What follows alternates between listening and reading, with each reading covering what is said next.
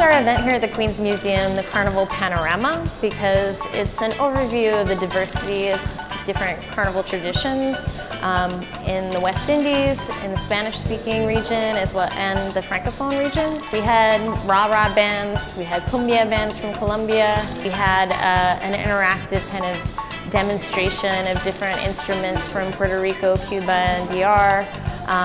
And we're also going to end with mas traditions and soca from the West Indies. And so we really wanted to show that Carnival isn't just one thing, that there's a lot of histories and different subtle differences about how Carnival is played. You know, I went to the Caribbean a number of times in research for this show, and I think that the other parts of the culture, meaning the music and dance and all that kind of, it's more integrated there than it is here. It just feels like, you know, to do a show without the music and that kind of festive atmosphere would be a big mistake.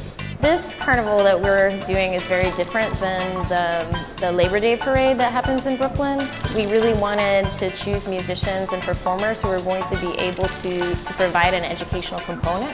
And the other thing is that we wanted families with kids to be really comfortable, so and feel safe, and also have a lot of interactive things. So you're making your own costume elements, you're making your own musical instruments and noisemakers, you're making your own mas. So even if you're not part of a carnival band or part of that tradition, that you can feel part of it today. I just think the Queens Museum of Art is a great institution.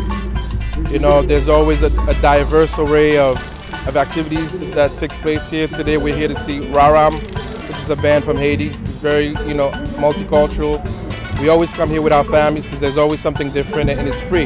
The people dancing, the costumes mostly, and the way they dress and the face painting. A lot of the participants have been really engaging with a lot of the workshops. There's also interactive create your own carnival costume, and that's going to culminate in a carnival procession. We also wanted to give people the opportunity to create their own flag. You know, we're in what a lot of people say is the largest Caribbean city in the world, if you add up all the different Caribbean groups. And it's really nice to have a show, first of all, that covers the whole Caribbean. And then this afternoon we have, you know, folks from all over the Caribbean performing. We've had this, you know, collaboration with El Museo and Studio Museum, started a couple of months ago. It's just really great to bring, you know, other parts of Caribbean culture to the park here in Queens. Part of the work that we're doing today, and you know, as part of the Caribbean Crossroads of the Road project, is how can we grab all the stories that are told in the galleries through the visual arts and expand them using, you know, performing arts. I think this carnival event allows people to come together, families from different backgrounds, different cultures, to come together and sort of learn different things about the Caribbean, perhaps a couple of things that they didn't know about Caribbean culture before, Caribbean history.